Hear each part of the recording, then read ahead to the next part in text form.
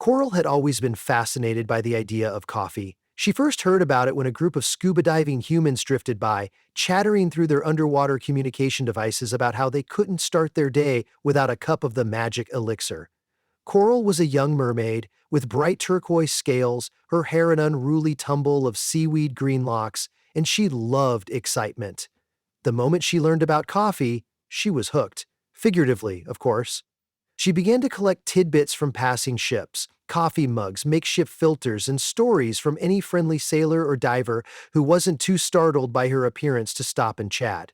The dark, aromatic brew with its energizing properties seemed like a dream come true for a creature who felt a bit sluggish in the early morning currents.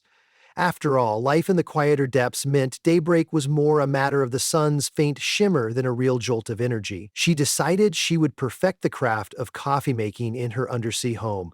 The question was, how exactly do you brew coffee underwater without watering it down into a brown, murky mess? Not to mention the minor possibility of a catastrophic cascade of scalding water on her own fins.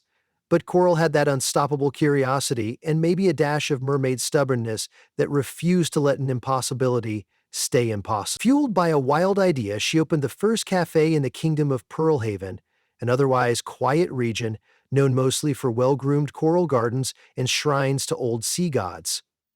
The cafe itself was a charming grotto near a warm thermal vent, with driftwood counters and jellyfish lanterns that provided a gentle glow. She thought the name, the Spouting Kelp, would be apt, though she was half tempted to name it Coffee Catastrophe, after her early attempts at brewing. One might think merfolk didn't need coffee the way humans did, but it turned out that plenty of them were curious. After all, merpeople were always intrigued by surface inventions, spoons, hairbrushes, forks, famously misidentified as dinglehoppers, and the occasional bar of soap. Why not coffee? It had a mysterious allure, promising alertness whenever the constant hush of the currents threatened to lull them into daydreams. Coral's Cafe started out as an experimental pop-up, complete with seaweed stools, comfort was questionable, and a shark jaw kiosk sign that read, "Hot coffee served here," in big bubble letters scrawled with an octopus's ink. However, Coral soon found her greatest challenge, actually making the coffee, because, for all the excitement and novelty, she hadn't quite mastered how to keep the coffee pot from flooding, how to prevent ground beans from drifting off into the water, and perhaps the biggest hurdle, how to make sure the coffee ended up in the cup instead of just dissipating mid-brew. To complicate matters, the moment she heated anything, fish from the entire area seemed to gather in droves, uncertain if they were about to become dinner or be served dinner. They'd show up, big eyes glimmering with curiosity, gaping mouths, sending Coral into a frenzy of, "No, no, this heat is for coffee, not fish fillets." She hadn't realized how mesmerizing a tiny rising column of hot water could be to marine life. The first big day of business arrived, and Coral tried her best to look professional. She secured a seashell apron around her waist and pinned her Celt hair back into a tight knot so it wouldn't drift into the mocha foam. She expected a small crowd, maybe a couple of clownfish or a bored sea turtle. Instead, the entire reef seemed to have turned up. Elegant mermaids with shimmering tails lined up, gossiping about the next big fish migration. Mermen in spiky shells scrolled through weather reports and waterproofed seashell tablets. A few curious starfish just clung to the walls, their bodies arranged in a starburst of polite interest. And then, out of nowhere, she heard a shrill, commanding voice. "Coral! I hope you've got your coffee grounds in order." It was none other than her manager, Barnacle B, a stout and stern mermaid who prided herself on impeccable service. Strictly speaking, Barnacle B wasn't appointed by any official authority, but once she smelled possibility and a chance to boss someone around, she declared herself the store manager. She hovered near the counter, arms folded, tapping her scaled tail rapidly against the seafloor. "Let's see what you can do," B barked, motioning towards the gathering crowd. Coral gulped. She floated over to her makeshift espresso machine, which was really a large sealed contraption fashioned from a salvaged pressure tube and some rubber tubing that led to a pot. She'd tested it about 6 times, each attempt culminating in coffee grounds swirling around like a coffee-scented snow globe. The critical trick was to harness the warm thermal vents and keep the device sealed, brewing the coffee in a near vacuum environment. Then, once prepared, she had to swiftly empty it into a specialized conch shell shaped like a funnel that would guide the liquid into cups, albeit precariously. She had to manage all that while ensuring no stray jellyfish floated by to sting her tail, no random currents upended the machine, and that she didn't forget the sequence of valve. Taking a deep breath, she started. She carefully twisted the valve open, letting hot water surge into the pressurized vessel.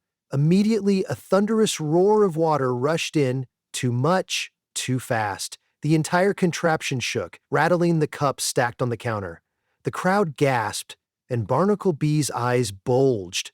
Coral gritted her teeth and twisted another lever to slow the flow. A hiss of steam escaped in swirling bubbles. Perfect.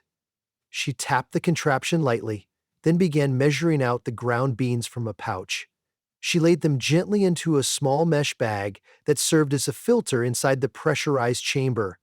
Everything seemed fine until a passing school of sardines decided to dart around the vent, which jostled the thermal stream just enough to tilt the pressurized vessel. Coral squealed as it toppled, sending coffee grounds scattering in a smoky cloud throughout the immediate area. Within seconds, the water around her was brown, and only half the grounds actually made it into the filter.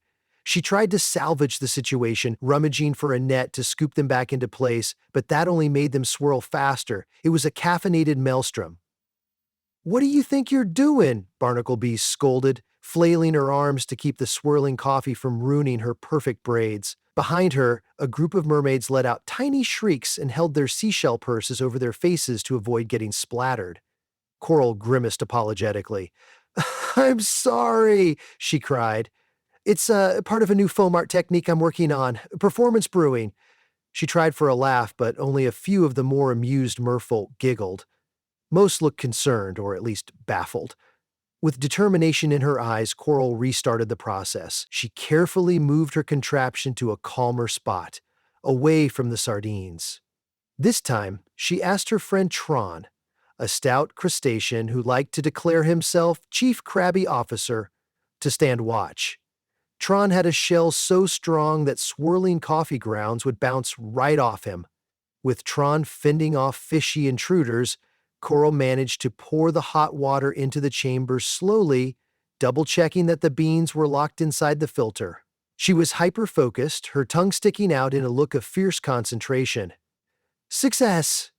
Moments later, a small spout of freshly brewed coffee emerged from the nozzle. The thick, black liquid formed an improbable swirl in the water, staying intact long enough for Coral to direct it into a seashell cup, which she promptly covered with a plastic lid made from upcycled bottle scraps. The merfolk, Barnacle Bee gave a curt nod, acknowledging a minor victory. Coral beamed with relief, tail flicking happily behind her. There were, however, dozens of customers waiting. Each one wanted a slightly different drink, because no two merpeople have the same taste, or so they proudly proclaimed. A flamboyant messenger fish insisted he needed triple shot espresso in the largest shell you have, with at least 3 lumps of sugar, hint of sea salt, and whisked seaweed foam. A pair of sea turtles demanded a cappuccino-style beverage, though they had no idea what that meant, and only repeated with extra foam as if that explained everything. Mermaid youths clamored for iced coffee because it was so cool to have the coffee chilled, like a fashionable smoothie. The next few hours passed in a chaotic swirl. Every time Coral had a minor success, it was undercut by a comedic mishap. She'd pour a cup for one customer and turn around to find that a stray current had carried the rest of the brew away, leaving her coffee pot half empty. Or she'd watch Tron fight off a marauding eel that tried to steal the coffee grounds. More than once, the heated contraction sputtered, letting out a monstrous belch of steam that nearly singed her fins. By midday, the line had dwindled, and Coral was on the verge of fainting from a mixture of exhaustion and accidental caffeine overdose.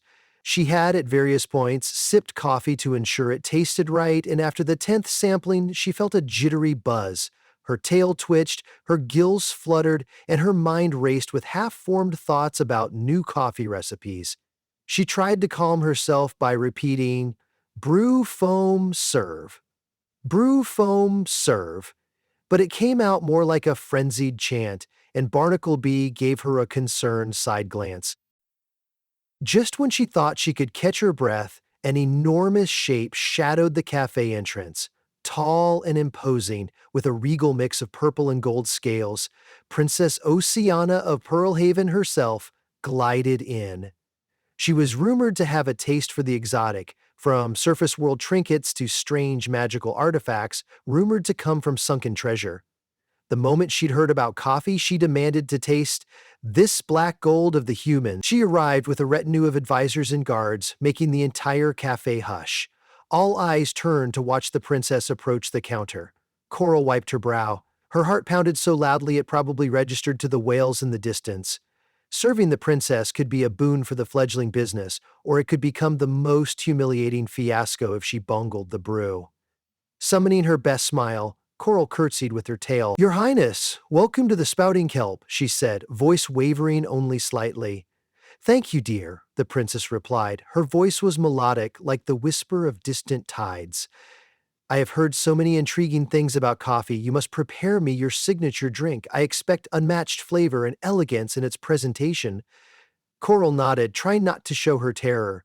She'd need to brew the perfect cup, strong yet smooth, with a swirl of flavor that left a sublime aftertaste. She decided on a mocha cappuccino, topped with whipped sea urchin cream, something she'd been tinkering with in her spare time.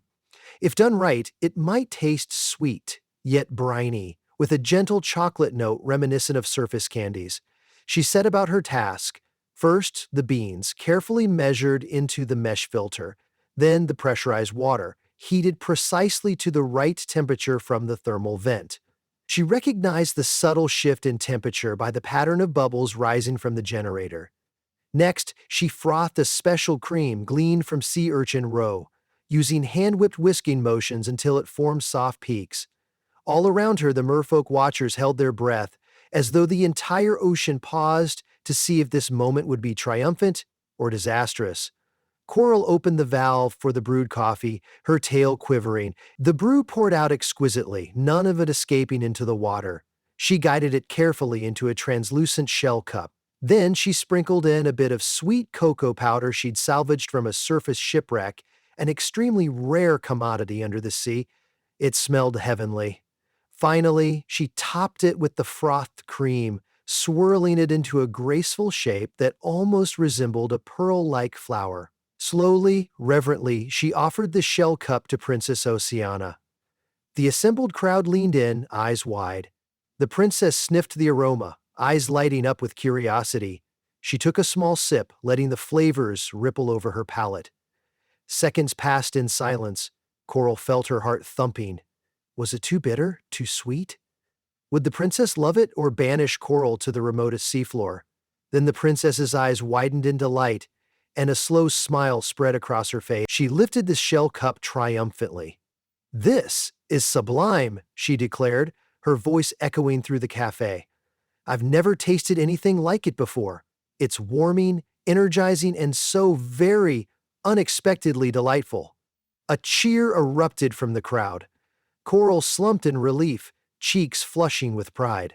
Barnacle grinned approvingly, though she tried to hide it, maintaining that strict manager facade. In that jubilant moment, Trant did his celebratory sideways crab dance, scattering a few final bits of coffee grounds. Several mermaids asked if they too could have the princess's drink. The rest of the day passed in a blur of excitement, with Coral churning out cappuccino after cappuccino, each leaving the customers starry-eyed. She barely spilled anything for once. All that practice had honed her reflexes, and though water occasionally seeped into the brew, the fiascos were minimal. By closing time, Coral was exhausted but elated. She'd done it.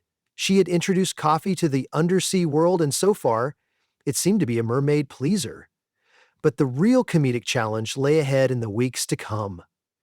Demand grew and overshadowed Coral's small-scale, precarious methods. More and more merpeople flocked to the Spouting Kelp, curious about this new surface world beverage. Even visitors from distant reefs arrived, some traveling miles of open ocean just to wake up with a jolt of caffeine. With the lines growing, Coral realized she needed a bulletproof process, one that wouldn't rely on precariously balancing pressurized containers or Tron's vigilant guard duties. She had to scale up. This brought about the ill-fated project, the giant underwater percolator. It began innocently enough. Coral found an abandoned, rusted submarine not far from Pearl Haven. With Tron's help, she dragged it to a corner of her cafe. "We'll strip it for parts," she told him excitedly. "I can use the hull to expand the brewing capacity." Imagine being able to brew entire gallons of coffee at once, then just funnel them into cups. Tron gave an enthusiastic click of his claws. He loved big, improbable machinery. Barnacle Bee, on the other hand, crossed her arms and warned Coral to keep it safe and sanitary. "No one wants a weird metallic aftertaste in their cappuccino," she snarled. Coral spent days tinkering with the submarine hull, patching holes, removing rust, modifying the interior so it could hold a giant filter, and hooking it up to the thermal vents. At last she was ready for a test run. The day she fired it up, hundreds of merpeople flocked to watch. The concept was simple enough. Water from the vents would be channeled into the submarine hull, where a massive coffee ground hamper was suspended in the middle. Heated water would bubble through the grounds, then filter out into a reservoir at the base, from which Coral would tap it for individual cups. She was giddy with anticipation as she signaled Tron to open the valves. For the first few moments, everything seemed to be working. Steam and coffee aroma filled the water, swirling around the area. It was like a giant, coffee-scented cloud was forming right there in Pearl Haven. Onlookers murmured in delight, tails waving slowly in the watery air. Then a deep, ominous rumble shook the machine. It appeared the pressure inside was building too quickly.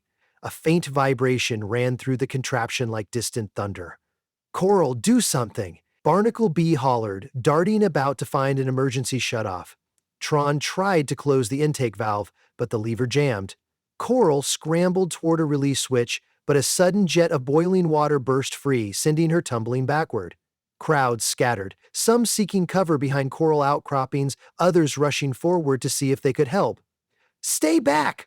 Coral cried, worried about the scalding water. In a dramatic, slow-motion moment, the submarine hull let loose a colossal passion of coffee. With all that excess pressure, it was like a geyser of caffeinated chaos erupted. Dark, steaming coffee shot into the water, forming a swirling mushroom cloud of brown fluid that blanketed everyone in the vicinity in a wave of murky warmth. Coral was drenched from head to tail, eyes sting, coughing up mouthfuls of coffee-infused water. Tron tumbled end over claws, spinning like a crab pinwheel. Barnacle Bee, usually immaculately groomed, found her hair plastered to her shell top, her braided style undone. And the taste that permeated the water? A strong coffee tang that made everyone's eyes go wide. For a few surreal minutes, the entire reef teemed with caffeinated confusion. Fish flitted about with unusual speed, octopi changed color at a record pace, and even a cluster of starfish seemed to scurry along the seabed, presumably from overstimulation. Merpeople coughed and spluttered but quickly found themselves feeling jittery and oddly energized. When the chaos settled, Coral tried to stand upright, swirling coffee grounds drifting around her like tiny flakes of messy confetti. Her cafe was an absolute wreck. Equipment toppled, the counters coated with coffee sludge, jellyfish lanterns sagging under the weight of stuck grounds. In the corner, Princess Oceana's retinue, who had come to witness the unveiling of the new machine, looked like they had just swum through a monsoon of espresso. The princess herself coughed politely, wiping her face with a bit of seaweed cloth. An unbearable hush descended. Coral was sure this spelled the end of her coffee dream. She braced for condemnation, an embarrassing fiasco. But then, someone snorted in laughter. It was Tron, drenched, shell-rattling, with a gurgling chuckle. That set off a chain reaction. Barnacle Bee snickered. The princess pressed a hand to her mouth, letting out a silvery peal of laughter. Soon the entire crowd was either giggling or outright guffawing at the absurdity of it all. The tension broke. Yes, the submarine contraption had exploded coffee everywhere, but no one was seriously hurt, and perhaps there was something strangely joyous about a caffeine-laced water dance. Princess Oceana floated forward, her shimmering tail leaving a trail of swirling coffee behind. She placed a kind hand on Coral's shoulder. "My dear barista," she said gently, "no great invention comes without a little risk. Next time, I suggest we build something with sturdier pressure valves." She gave a playful laugh and nodded to her guards, who offered Coral a cloth to wipe her face. The crowd erupted in applause. In the days that followed, news of the Great Coffee Flood spread across the oceans. Far from scaring off customers, it somehow made Coral's cafe famous. Adventurous merfolk craved to experience the extreme coffee phenomenon for themselves. Coral, with no shortage of humility, vowed to perfect her giant percolator. She spent extra coins hiring a few seahorse mechanics to reinforce the hull, and spent time consulting with an elderly sea wizard rumored to understand the secrets of waterproof fire. Meanwhile, Tron proudly wore his coffee-splattered shell like a badge of honor. Even Barnacle Bee softened her tone, admitting that Coral's passion and determination were worth the headaches. Between lessons in fluid dynamics, safety protocols, and just plain old practice, Coral's understanding of coffee making expanded beyond her wildest dreams. She learned to harness the thermal vents with more precision, adjusting for shifts in current to avoid scalding surges. She installed a special funnel system that used conch shells to safely transfer coffee from brewer to cup. A new ring of sea anemones around the cafe helped filter out stray coffee grounds from the surrounding water, so Pearl Haven wouldn't become a perpetual caffeinated environment. The next unveiling of the giant percolator, Vision 2 went smoother. There was a watchful hush as Coral, Barnacle Bee, Tron, and the seahorse mechanics hovered around the submarine hull. Coral took a slow breath, flicked the intake valve, and waited. Quiet gurgles followed. Then a steady stream of coffee poured into the reservoir, with no explosive pressure buildup. A collective sigh of relief moved through the watchers. The coffee was piped into the cafe's new distribution line, where Coral tapped it into cups quickly and efficiently. No swirling mania, no caffeine clouds, just sizzling, aromatic coffee that reached the crowd in an organized, if somewhat soggy, queue. To celebrate, Coral rolled out a new drink menu, featuring creative names like Sea Salt Latte, Coral's Cascade Cappuccino, and Barnacle Bee's Brine Brew, a surprisingly tasty salted caramel creation. She even offered a Tronton, a pun on the crab's name, consisting of a hearty, extra-strong blend that appealed to those who wanted a powerful jolt. Barnacle Bee pretended to scowl at having a name-based drink, but everyone knew she was secretly pleased. Customers returned day in and day out. Some just wanted to watch the mesmerizing process, others craved the invigorating effect of coffee, even though merpeople didn't need it quite like humans. It became a sort of luxury, a treat, and a delightful departure from their usual daily routines of combing hair with relic forks or rummaging through lost shipwrecks. Pearl Haven took pride in its one-of-a-kilt coffee purveyor, and the Spouting Kelp quickly established itself as a social hotspot. The comedic incidents still happened from time to time. On a slow day, a nosy whale shark might snag the giant filter hamper, scattering coffee grounds like confetti behind it. On a busy morning, Coral might forget to fully seal the cappuccino spout, leading to more spillage than she'd like, but those mishaps became part of the charm, and the locals affectionately referred to these slip-ups as Coral's coffee showers. Even Princess Oceana, revisiting the cafe on special occasions, teased that she hoped to see another show, though she politely requested not to be drenched again. As the days drifted into weeks and weeks into months, Coral's coffee mastery grew.